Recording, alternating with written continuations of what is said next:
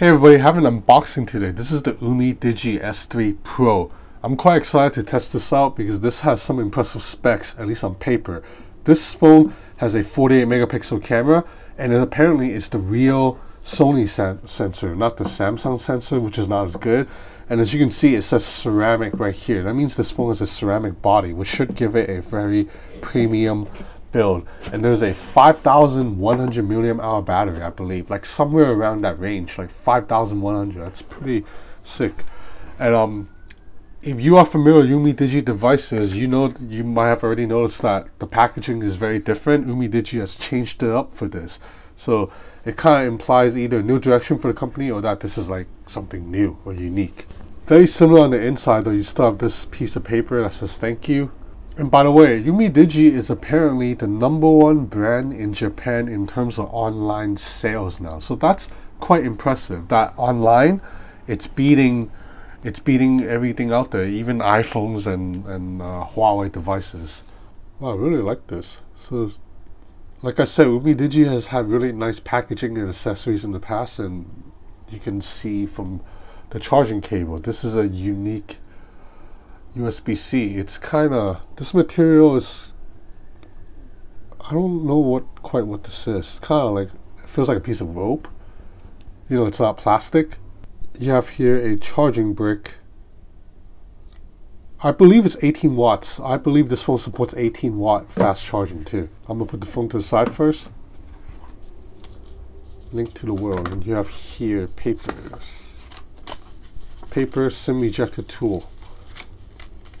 As you can see, you also get this case that I'm quite a fan of. It's not quite it's fake leather, obviously, but it feels like leather. But it's a lot better than those clear TPU cases that you get from other mid-tier or budget Chinese phones. And yeah, I can feel right away this phone is hefty. Ooh, this feels very similar to the Xiaomi Mi Mix 3's back. Yeah, this is ceramic. You can feel it. I love the in-hand feel of this phone. Okay, so this happened again when I was... Oh, okay, I managed to fix the screen protector. So the screen protector is already pre-installed. Let's power on the device. So this phone has a small mini notch too. And the chin looks to be okay so far. Not too giant. Okay, so you guys know the drill. I'm going to set up the phone and I will be back. Man, I'm excited. This ceramic back feels nice. Alright guys, I'm back with the UmiDigi S3 Pro. So I've been using this phone for the past 24 hours. So I'm just going to come out and say at $275 US dollars, this is kind of a tough recommendation. And it's not because UmiDigi made a bad device, but it's just because the market is so tough right now. But I'll get back to this point at the end of the video. I want to talk about what I like about the phone first. So first things first, this phone is a ceramic body, and I'm just a fan of ceramic material. Ceramic feels even more premium to me than glass or metal. It feels very dense, and it's also quite grippy. It's not slippery like metal. And this phone feels and looks, at least from the back, it feels and looks just like the Xiaomi Mi Mix 3. If you have a Mi Mix 3 or if you've seen one on video, I mean, this will look very, very familiar. So another good thing I like about this phone is it has a super large battery, 5150 milliamp hour. So I basically did not charge the phone at all since I did the unboxing about more than 24 hours ago, like 27 hours ago. So it's been over a day, and I did not charge the phone at all. I used it moderately, not super heavy, but I did use the phone, you know, on and off, and I left it on the whole time. And you see right now it still has 27% battery life. For some reason, the settings page does not let me check screen on time or any of that. But with a 5150 milliamp hour battery and a display that's only 1080p resolution, I'm guessing this will get you 5-6 hours of screen on time. That feels about accurate from what I've been using. So this is a 6.3 inch LCD panel, and it looks okay. I can't say it's like the best looking panel I've seen, but I don't have a lot of complaints about it. I do think it doesn't get as bright outdoors as I would like, but definitely you get good viewing angles on this. And I do not notice any like display issues like light bleeding or any of that. Everything's been working fine. It looks pretty pleasing to my eyes. And finally, arguably the biggest selling point of this phone, it's its camera. That's because this phone has a 48 megapixel sensor, and it's the Sony IMX5A6 version, not the Samsung version, which is used in my Redmi Note 7. The Samsung version is not as good because it's not a true 48 megapixel sensor. It uses interpolation to upscale 12 megapixel shots. Now, Sony sensor, also you can argue it's interpolated, but it uses quad Bayer technology, and it's just better. It's just better than the Samsung sensor. This is the same 48 megapixel sensor that's seen in the Honor View 20 and a couple of other devices.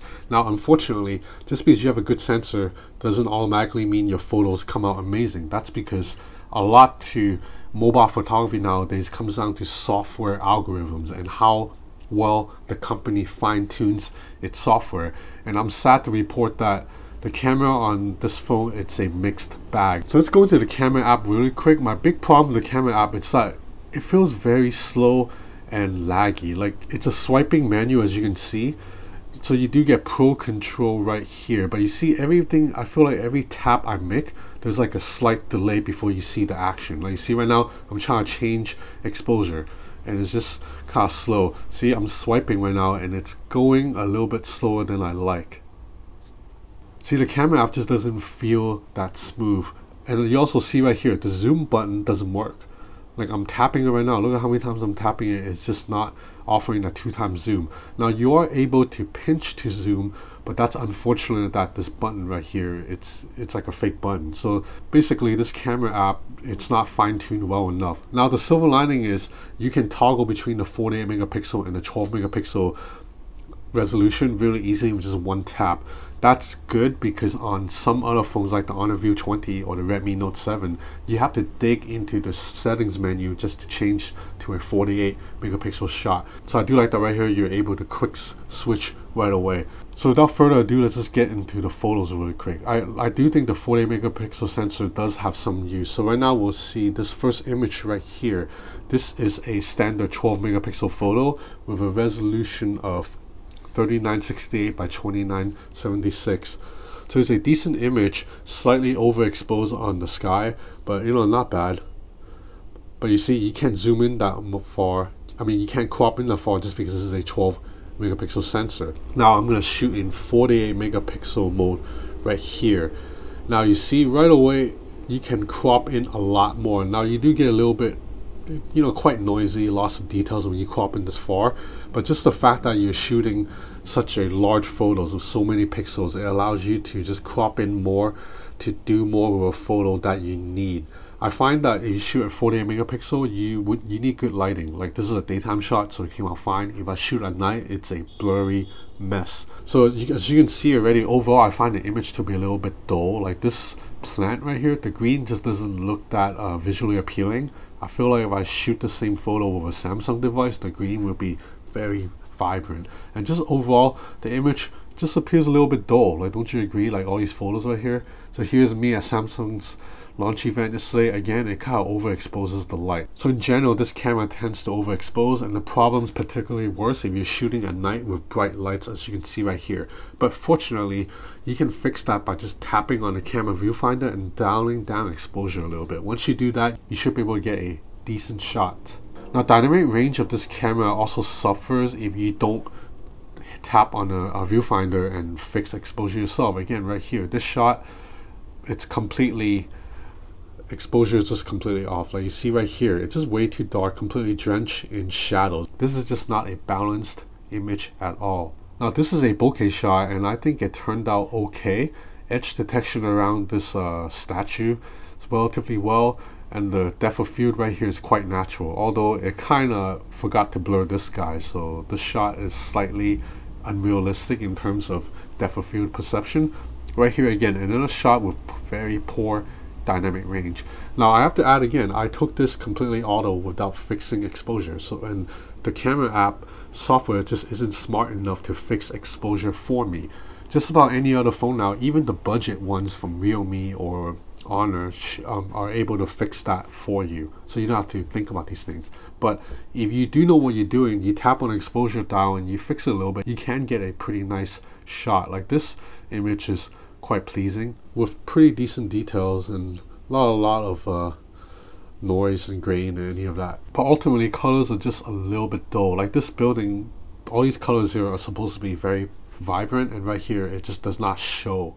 Now, as I mentioned, when you're shooting at night, you will need to fix exposure yourself. Otherwise, you're just gonna get something like this. This is a complete mess. The shutter speed is just too slow, and look at this. This picture is completely blurry. All the lights are overexposed.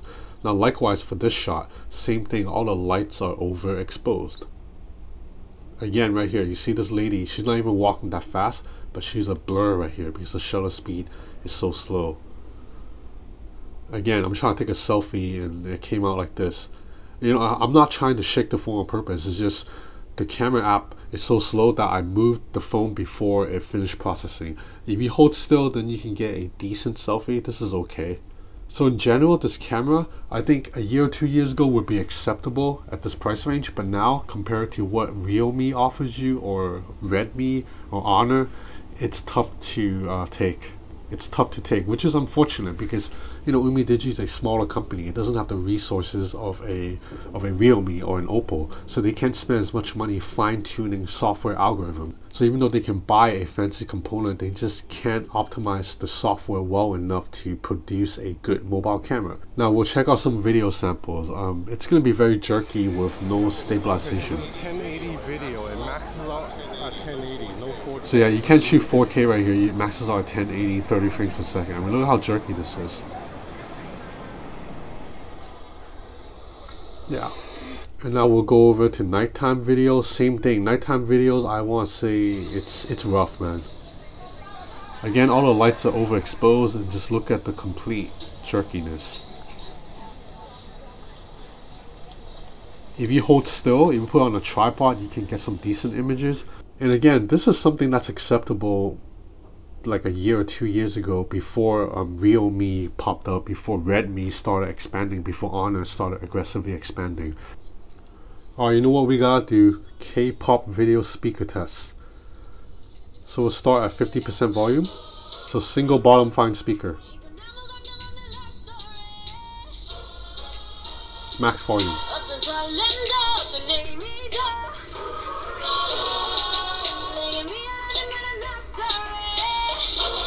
The speakers are pretty good. I can't muffle even when I put my finger on it. Now in terms of other parts, performance should be fine. You have a Helio P70 chipset inside with 6 gigs of RAM, and the software is very clean. This is stock Android, and I found that RAM management has been okay too. The swiping navigation is easy to use.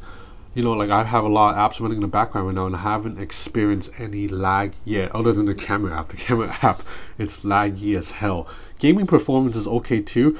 I'm playing Rio Racing right here, which is a very graphically intensive game, and you see it's handling the graphics okay.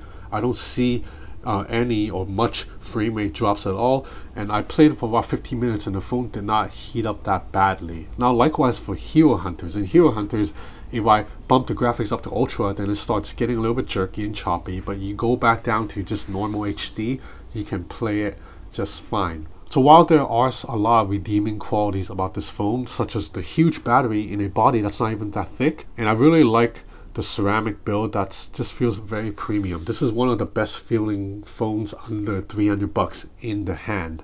And I also like that the notch is not that big. Everything's been optimized for it.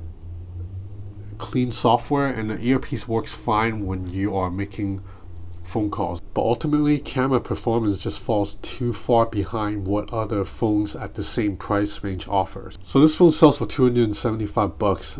The Realme phone that I'm testing right now that I can't review yet, that one sells for just 200, and the camera is much better. Now if this phone was like 150, 160, I might be able to recommend it, but at 275, unfortunately I cannot. And I feel bad because UmiDigi is a small company. I want them to succeed. I don't want to pick on the little guys, but that's the reality of the cutthroat competition right now. This is a damn nice feeling phone though. So that's it for now for the UmiDigi S3 Pro. My next video will be on the Oppo Reno in about 4 days.